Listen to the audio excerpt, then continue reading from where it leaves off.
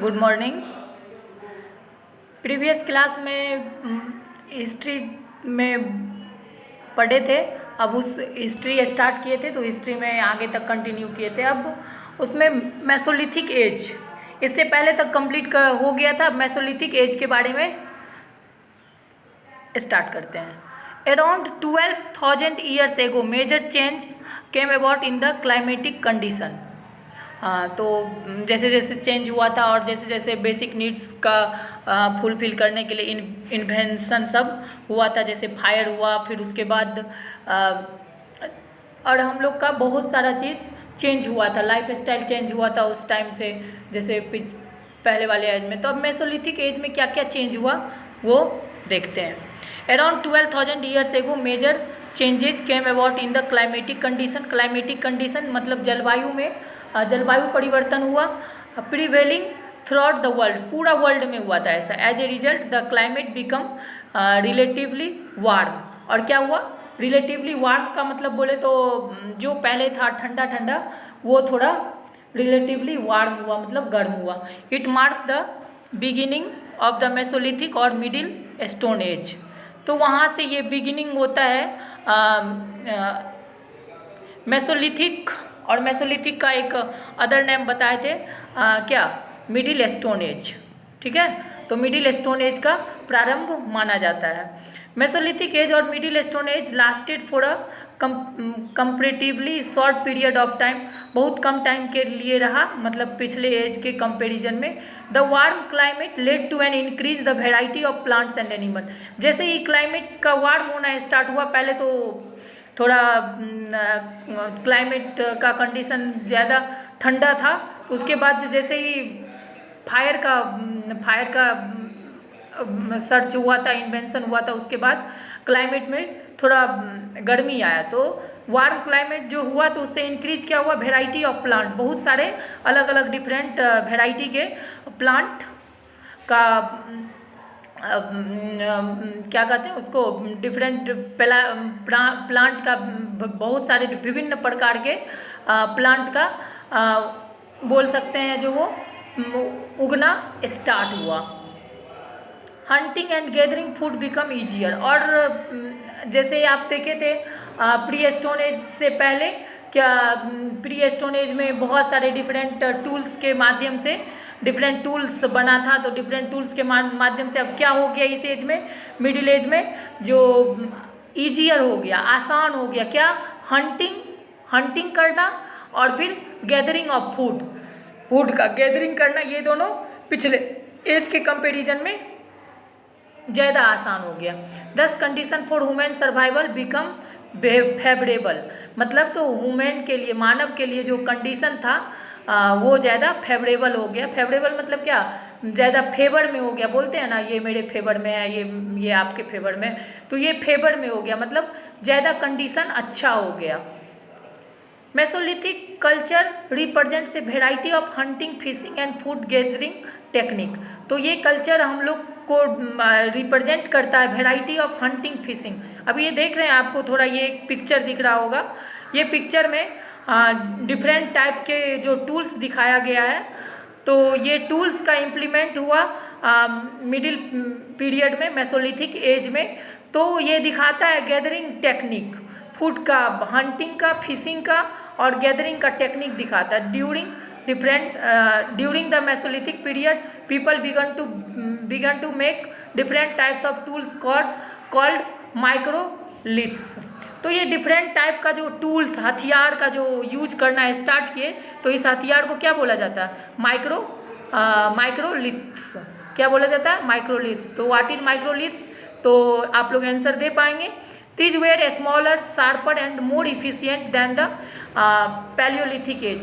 तो paleolithic age में जितना सारा टूल्स था उससे ज़्यादा इफिशियंसी था, ज़्यादा क्षमता वाला था, छोटा भी था, शार्प भी था, तेज भी था।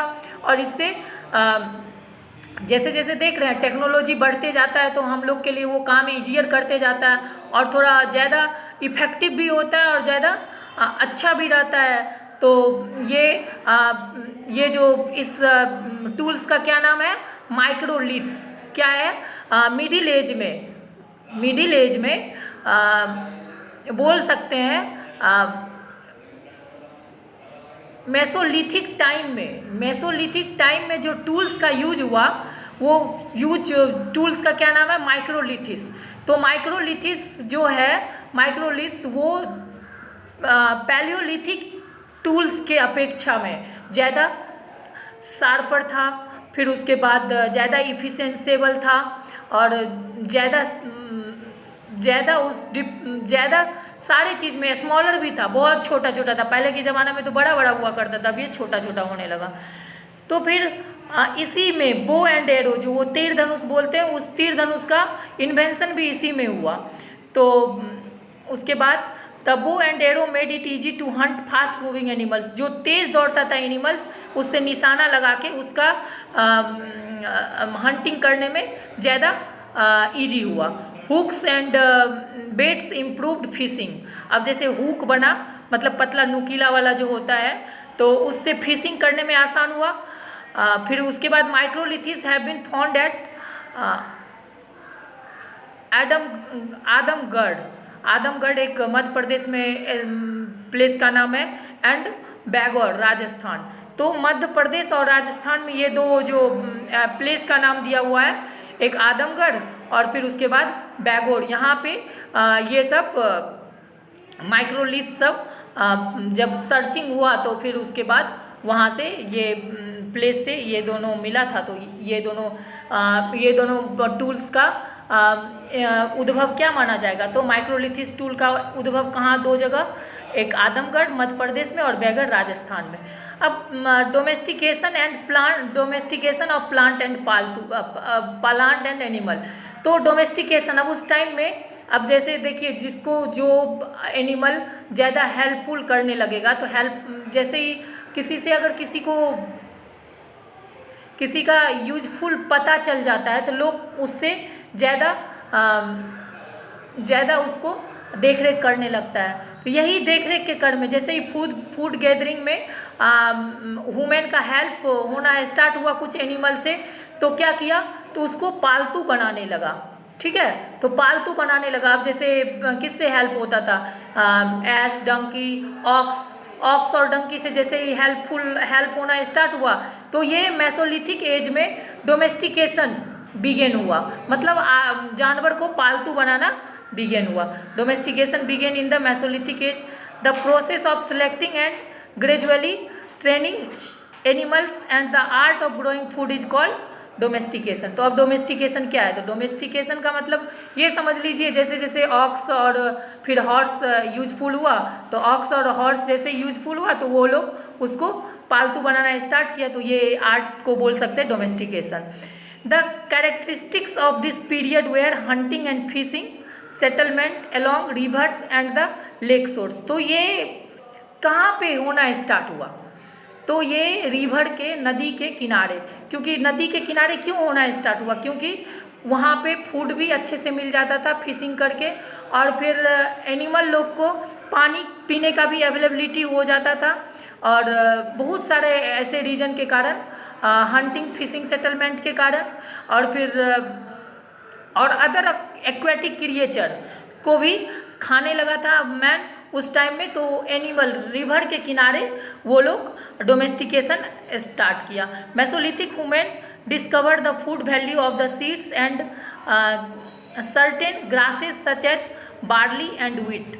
तो उसके बाद डोमेस्टिकेशन के बाद जैसे बताए थे, जो मेसोलिथिक एज में क्या हुआ था, जो गर्म होना स्टार्ट हुआ था, ये टेम्परेचर ज़्यादा बढ़ गया था, तो उस टाइम व्हीट और बार्ली का प्रोडक्शन स्टार्ट हुआ। They begin to gather these for food. तो ये फूड का गैदरिंग स्टार्ट हुआ। Seeds that fell at that time of gathering. तो गैदरिंग के टाइम क्या हुआ, at that time of gathering might have spotted, suggesting the magic link between seeds and plant. तो जैसे ही कोई चीज़ का प्रोडक्शन स्टार्ट होता है तो सीड और प्लांट के बीच तो लिंक होगा ही ना। तो कोई अगर देखेगा जो कैसे उग रहा है, तो ये सब उस टाइम के वुमेन को ज्ञान हुआ। तो कैसे मिट्टी के अंदर दबा दिया जाता है तो वो थोड़े दिन के बाद उग जाता है। तो ये सब एक्सपीरियंस हुआ by dropping seeds into the soil and found plants growing. तो उससे पहले तो पता नहीं था, तो जैसे ही देखा वो सीड मिट्टी के अंदर जा रहा है तो कुछ टाइम बाद उसमें से न्यू प्लांट आ रहा है। तो man learn to come some gentle animals such as wild dog, cow, goat etc use them for his own benefit. तो अपने बेनिफिट के कारण डोमेस्टिकेशन तो इसी एज में प्रारंभ हुआ था। तो जो जिस एनिमल्स से बेनिफिट फायदा होना स्टार्ट हुआ तो उसको डोमेस्टिकेशन स्टार्ट कर दिया था, उसी को पालने लगा था। तो wild dog, cow, goat etc, cow से मिल्क मिलता था, फिर उसके बाद वाइल्ड डॉग को पालना स्टार्ट किया। तो फिर उसके बाद द फर्स्ट हॉर्स है, जब हॉर्स के बारे में जानते हैं, ये देख लिया आप लोग फायर का कैसे इन्वेंशन हुआ। फायर के इन्वेंशन के बाद नदी के किनारे रहना स्टार्ट किया, क्यों? क्योंकि पानी का अवेलेबिलिटी के कारण। फिर उसके बाद टेम्परेचर हॉट हुआ, तो टेम्परेचर हॉट होने के बाद क्या हुआ? टेम्परेचर हॉट होने के बाद व्हीट और बार्ली का प्रोडक्शन स्टार्ट हुआ, और फिर उसके बाद जो बेनिफिशियरी एनिमल सब था उसका डोमेस्टिकेशन स्टार्ट हुआ। फिर उसके बाद द फर्स्ट हॉर्सेज, हॉर्स का आइडिया कहाँ से आया इसके बारे में देखते हैं। In the mesolithic age man made their own primitive houses which are usually built in river valleys. तो ये तो पानी की अवेलेबिलिटी के कारण नदी के जो तट पे रहना स्टार्ट किया था, नदी के किनारे जो रहना स्टार्ट किया था, तो उसी जगह प्रारंभिक हॉर्स जो है, प्रीमिटिव हॉर्स बोल सकते हैं, primitive houses built in the river valley, मतलब नदी के किनारे बनाना स्टार्ट किया। Because in this region there were plenty of water and fertile soil for growing crops. तो सॉइल भी फर्टाइल होता था, प्लेंटी ऑफ वाटर तो था ही, प्रचुर मात्रा में पानी, और फिर उसके बाद तो सॉइल फर्टाइल होगा नदी के किनारे। और फिर क्रॉप में क्या होता है ना, क्रॉप में तो पानी भी चाहिए होता है, तो क्रॉप्स, ग्रोइंग क्रॉप्स के लिए ये रिवर वैली के बगल में अपना घर बनाना स्टार्ट किए। तो ये remains of human burials have been found at some mesolithic sites. तो सम मेसोलिथिक साइट्स में कुछ घर मिला है। The dead were buried along with offerings such as food and ornaments. One of the most important sources that about the early humans are rock painting of the Stone Age. तो उस time में stone age में कुछ painting का भी साक्ष्य, सबूत ऐसे बोल सकते हैं, मिला है। As found around the world at the rock shelters of Bhimbetka. ये भीमबेटका एक प्लेस का नाम है जो लोकेटेड है मध्य प्रदेश में। वहाँ पे जो वो रॉक शेल्टर था, मतलब चट्टान के बीच में जो घर था, उस घर में कुछ पेंटिंग का भी मिला है। 500 paintings, more than 500 painting by palaeolithics and mesolithics women have been found. तो पैलियोलिथिक का और फिर मेसोलिथिक एज के वुमेन्स का किया हुआ पेंटिंग वहाँ पे भीमबेटका, कहाँ पे? भीमबेटका प्लेस पे मध्य प्रदेश में जो है वहाँ से मिला है। These caves have been listed as world heritage site by UNESCO. तो ये यूनेस्को के द्वारा वर्ल्ड हेरिटेज साइट में इसको लिस्टेड किया गया है। In most of this paintings animal have been shown separately as part of hunting skins और रनिंग आफ्टर हंटर्स। तो उसमें किस टाइप का पेंटिंग होता था? जैसे जैसे जानवर को हंटिंग किया जाता था, जानवर के पीछे पीछे वुमेन भागता था, तो उस टाइप का पेंटिंग मिला है।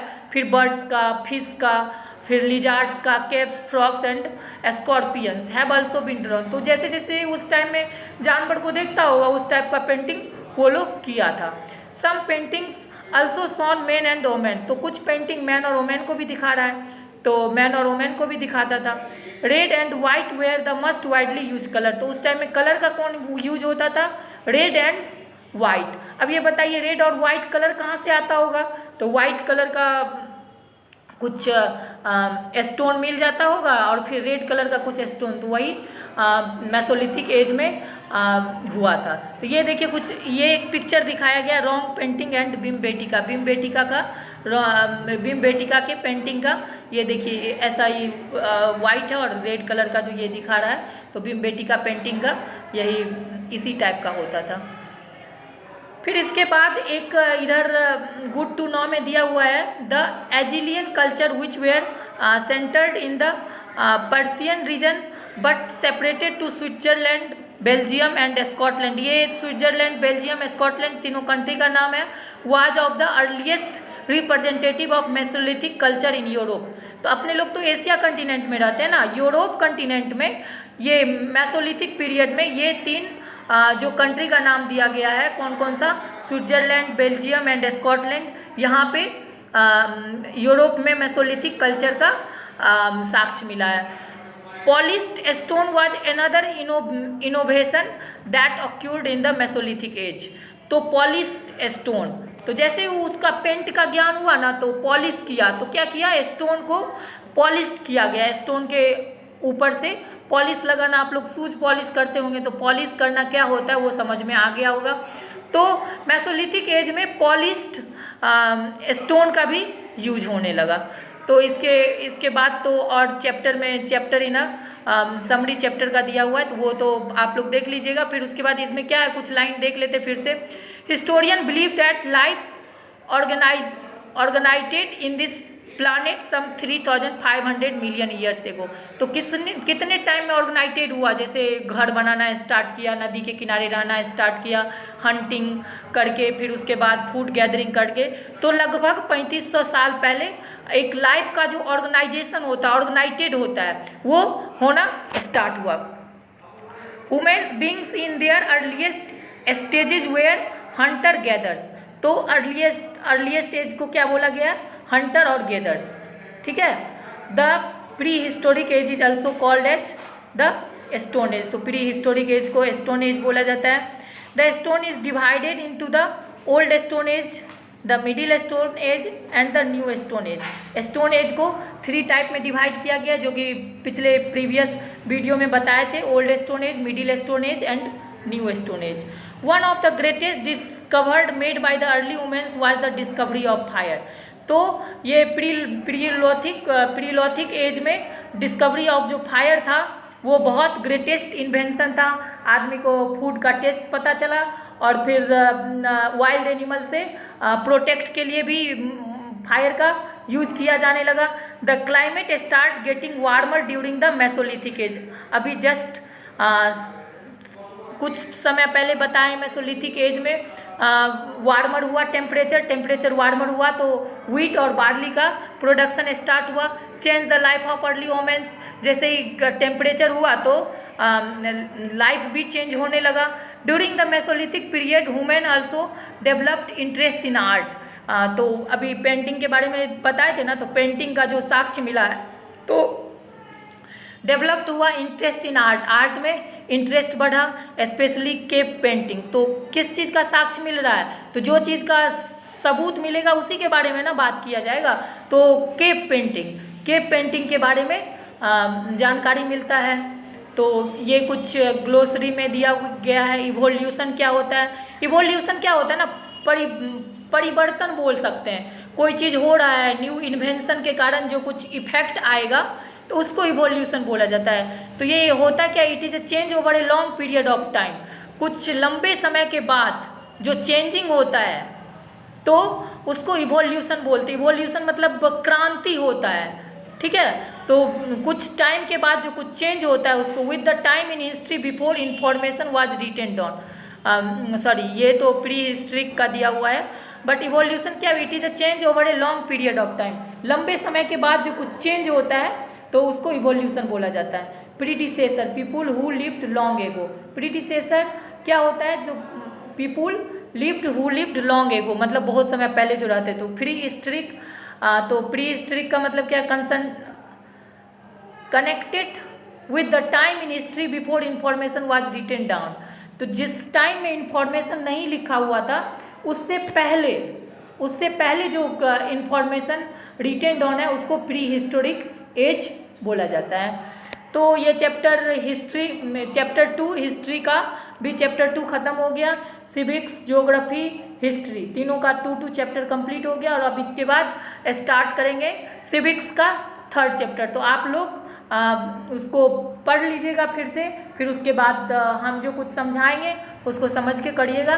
फिर इसके बाद क्वेश्चन आंसर देखते हैं इसका, हो सकता है तो फिर कुछ क्वेश्चन आंसर सेंड हो जाएगा, तो वो आप लोग फेयर कर लीजिएगा और फिर याद भी करिएगा साथ में, ठीक है। Have a good day, thank you.